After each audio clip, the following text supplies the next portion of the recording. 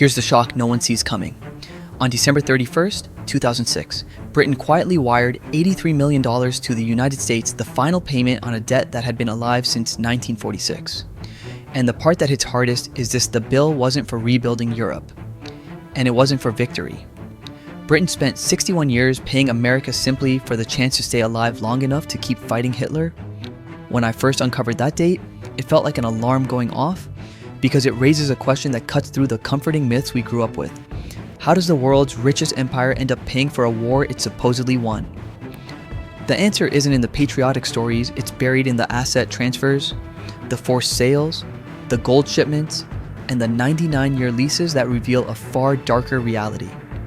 Picture this, a global empire, holding a quarter of the planet, suddenly liquidating gold, selling a century of investments, and signing away strategic bases while bombs shake London? All while the United States orchestrates what would become the largest peaceful transfer of wealth in history. And I'm about to take you directly into that system. Because this wasn't a one-time event locked in the 1940s. The same crisis-leveraged playbook still shapes power today, quiet, precise, and invisible until it's already too late. If you think alliances work the way they're advertised, stay close. What comes next rewrites that idea completely. Here's where the shock deepens. Trace that final payment back to 1946 and the picture flips. Because to understand why Britain was still paying in 2006, you have to look at what Britain was in 1939. And the contrast borders on unreal. This wasn't a country begging for lifelines. It was the wealthiest nation on earth. An empire spanning 35.5 million square kilometers. A quarter of the planet. Citizens holding $22 billion in overseas investments. London ruling global finance. The pound acting as the world's anchor. And in its vault, $6 billion in gold, second only to the United States. Then the war hit.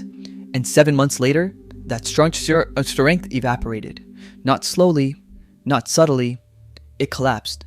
Picture it, U-boats tearing through convoys, the Luftwaffe pounding cities, British factories burning through cash faster than any empire could survive. And in Washington, a cold idea formed: if Britain wanted American supplies, it wouldn't pay with money alone. It would pay with the empire itself. This is where the schoolbook version falls apart. We're told America stepped in as a benevolent partner, a friend, a savior, but the documents say something different. Britain wasn't asking for charity, it was mortgaging its future in real time. Every shipment of weapons, every barrel of oil, every contract across the Atlantic, each one pushed Britain deeper into a corner it couldn't escape. And that's the journey I want to take you through, because the fall from superpower to debtor wasn't an accident. It followed a structure, a pattern, a playbook. And here's the part that stings: that playbook didn't die in 1945. Variations of it are still alive. Quiet, efficient, invisible until the bill lands on your desk. If the opening shocked you, stay close.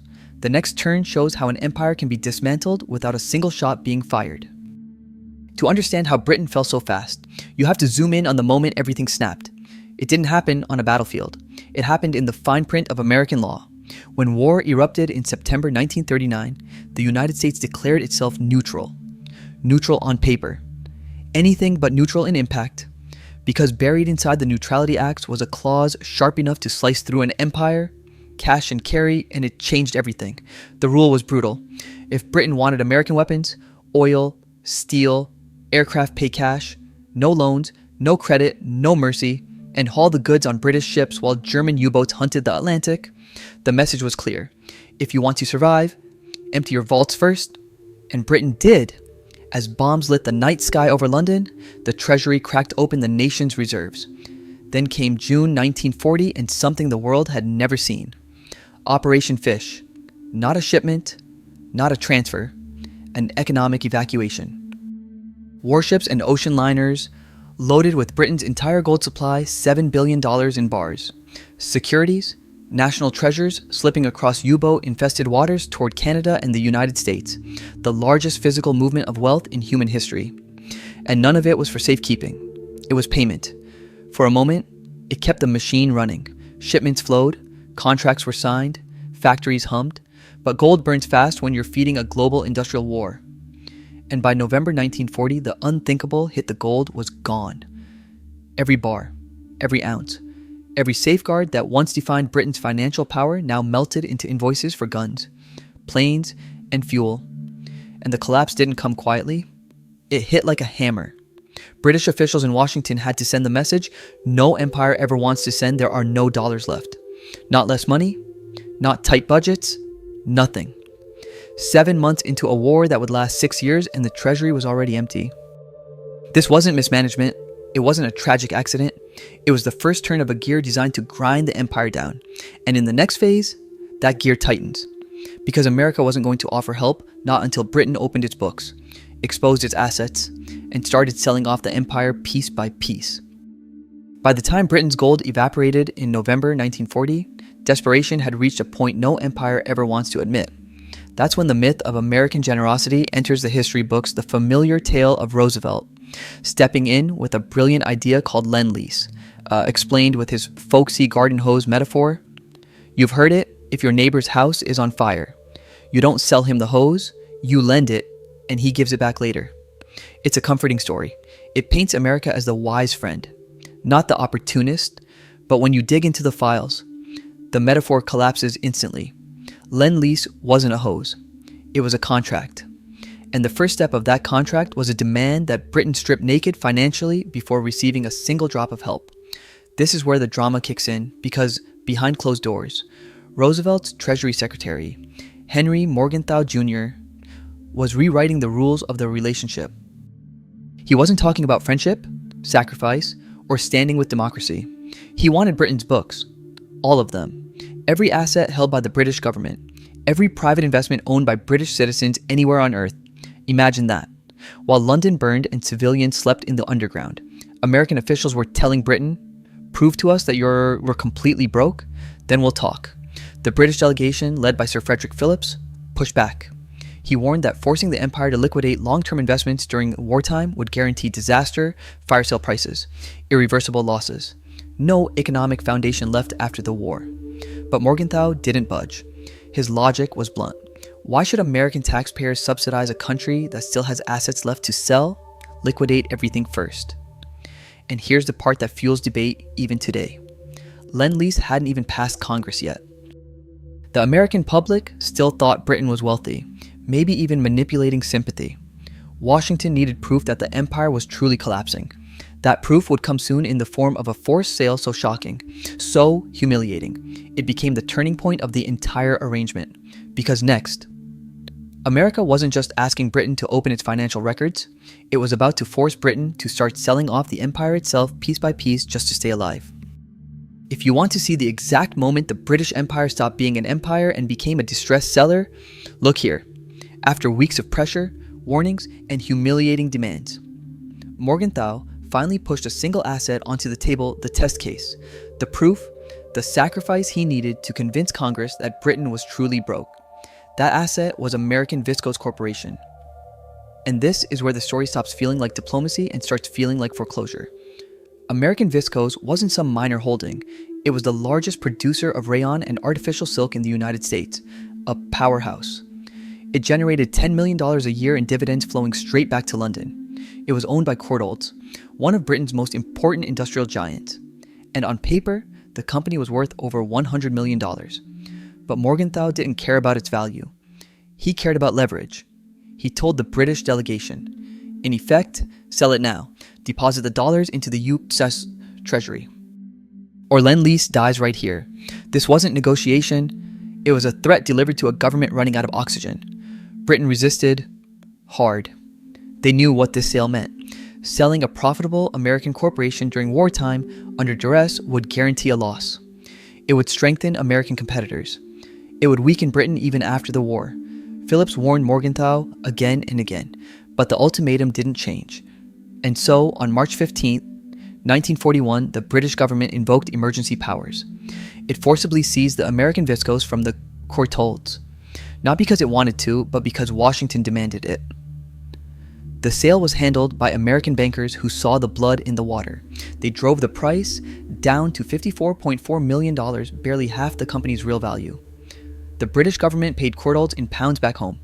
Adding to its internal debt, the U.S. Treasury took the dollars, every cent. Just like that, the first piece of the British Empire was sold off at a fire sale price. But this wasn't an isolated event. It was the opening move, the precedent. Once American viscose fell, the door blew wide open. Morgenthau would force Britain to unload $650 million more in Eucalyptus securities and swallow over $1.1 billion in asset liquidations by mid-1941. And the drama wasn't about the money alone. It was the symbolism. America wasn't rescuing Britain. It was repossessing it. If the American viscose sale felt like a foreclosure, then the next move felt like Britain was pawning the family estate just to keep the lights on. Even before Lend-Lease became law, Washington had already tested how far it could push a desperate ally. That test came in September 1940, and it would tilt the entire balance of power in the Western Hemisphere.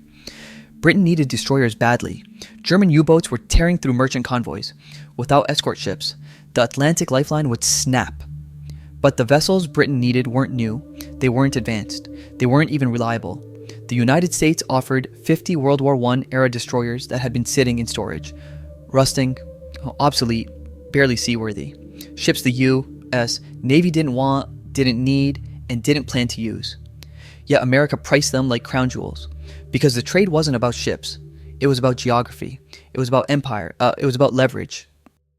In exchange for those aging destroyers, the United States took 99-year leases on a chain of British bases stretching across the Atlantic and Caribbean, Newfoundland, Bermuda, the Bahamas, Jamaica, St. Lucia, Trinidad, Antigua, British Guyana. Every location mattered.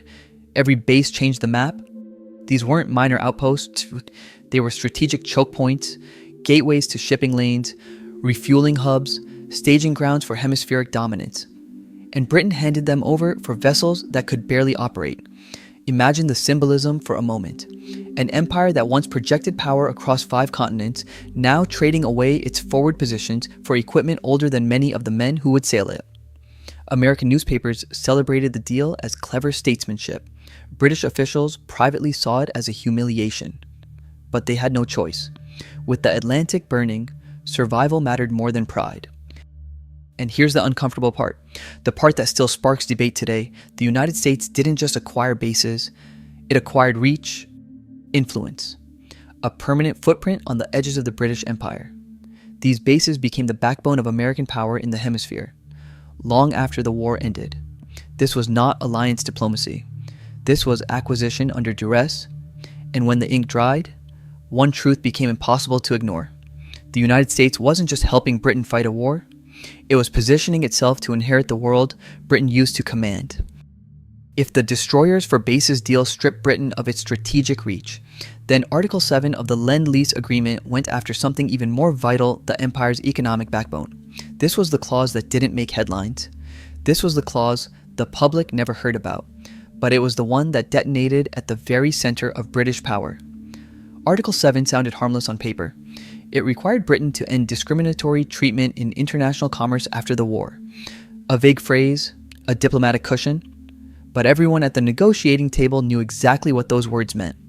It was a direct demand abolish Imperial Preference, the tariff system that made British goods cheaper inside the empire than foreign goods, and here's where the drama turns into something almost surgical. Imperial Preference wasn't a small policy. It was the glue holding together the world's largest economic bloc. Canada, Australia, New Zealand, India, South Africa, every major dominion bought British goods because tariffs kept American competitors out. The system didn't just protect British industry. It guaranteed markets, it guaranteed income. It guaranteed the empire would function as a single economic unit. Article 7 took a knife to all of that. Dismantling Imperial Preference meant opening those markets to American companies, companies with higher productivity, larger factories, and deeper capital pools. In a world rebuilt after the war, American goods would wipe out British exports almost instantly. British negotiators understood this. They called Article 7 the death warrant of the empire's economic system. They pleaded. They warned. They explained that without tariffs, post-war Britain would crumble. But none of it mattered. Because while British diplomats argued, German bombs were falling, U-boats were sinking supply ships. The treasury was running dry. Britain was fighting for its life with no cash, no leverage, and no alternatives. And that was precisely why America pushed Article 7 at that exact moment when Britain was too desperate to say no, too vulnerable to negotiate, and too weakened to resist. So Britain signed. Not because it wanted free trade, but because survival required surrendering the very system that made the British Empire an empire. And decades later, economists would look back at Article 7 and agree on one thing: the empire didn't die in battle. It died the moment Britain put its signature on that clause. Once Article 7 was signed, the consequences didn't wait politely, they hit almost immediately. And what unfolded between 1942 and 1944 is one of the greatest economic reversals in modern history. A reversal so dramatic that historians still argue over whether it was strategy, circumstance, or something far more calculated. While Britain diverted every factory, every worker, and every ounce of steel toward the war effort, its civilian exports collapsed, entire industries, textiles, machinery, consumer goods stopped shipping to global markets. Those markets didn't sit empty. They didn't wait for Britain to return after the war. The United States rushed in, and it filled every inch of the vacuum. American factories exploded with production. Weapons. Yes, but not just weapons. Refrigerators, trucks, radios, tractors, consumer goods for every corner of the world. While British workers were building Spitfires, American workers were building Spitfires and the products that would dominate global trade for decades. The result was staggering during the war. GDP surged by 75%. Not after the war, not gradually. Right in the middle of it. The war didn't drain America, it supercharged it. Britain, meanwhile, faced the opposite trajectory. It wasn't just losing assets, it was losing markets. Permanently. Every customer that switched to an American supplier during those years had no reason to switch back once the war ended. Why would they? American goods were cheaper, newer, and produced at scale. This is the part that rarely gets discussed, the hidden mechanism behind the fall of the British Empire. Most people assume Britain collapsed because it ran out of money or because its colonies sought independence. But the deeper wound came from this 3-year window where Britain's industrial engine shut down while America's roared to life. By 1944, the transfer of power was complete. The gold that once anchored London now sat in Fort Knox.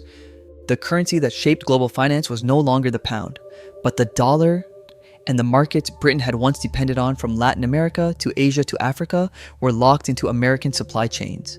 No treaty declared this shift. No battlefield decided it. The empire didn't just shrink, it was economically outpaced, outproduced, and outmaneuvered, all while fighting for survival. By August 1945, Britain had survived 6 brutal years of war. Cities burned, millions rationed, the empire bankrupt, and then, finally, Japan surrendered on August 15, 1945. Crowds filled the streets of London. It was victory. Relief? A moment the country had waited for since 1939. But exactly 7 days later, that celebration collided with one of the coldest policy decisions in American history. On August 21, 1945, President Harry Truman signed Executive Order 9620. It terminated Lend-Lease immediately. Not reduced, not tapered out, not transitioned, it ended overnight. Ships already crossing the Atlantic were ordered to turn around and sail back home. British officials were blindsided. Some literally didn't believe the telegrams at first. But it was real. The lifeline was gone, and the consequences were instant. Britain relied on Lend-Leases for half its food and almost all its raw materials.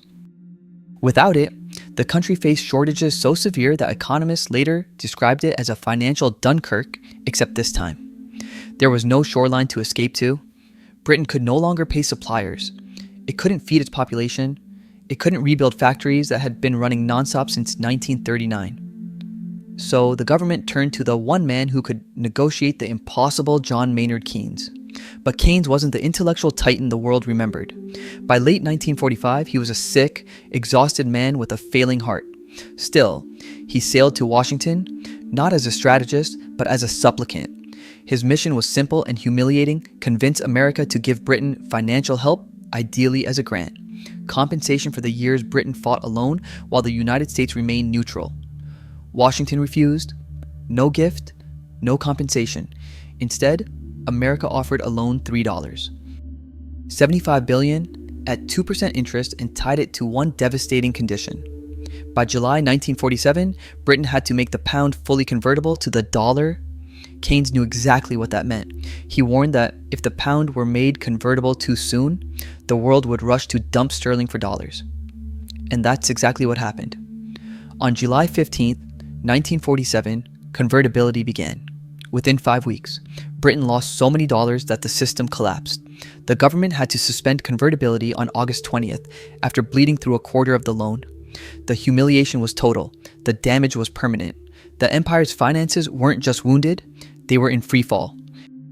By the end of it all, the truth was impossible to ignore. Britain didn't just lose money, it lost its place in the world. The empire that once set the rules became a nation struggling to follow them. Meanwhile, the United States walked away holding the world's gold, the world's markets, and a global network of bases, a structure of power that still defines the map today. Germany, Japan, South Korea, they would all experience variations of the same playbook in the decades that followed. Crisis, debt, dependency, concessions dressed up as partnership, and that's a lesson hiding behind the numbers, the contracts, and the diplomatic language. Empires don't always fall to armies. Sometimes they fall to accounting. Britain wasn't conquered. It was purchased piece by piece, asset by asset, signature by signature, until the world's greatest empire became a client of the very power it once overshadowed. If there's a message here, it's this: global power doesn't disappear in a single moment. It drains quietly, through leverage, through need, through deals signed when a nation has no other choice. And by the time the final payment is made, whether in 1946 or in 2006, the real transfer has already happened. The debt is just a receipt.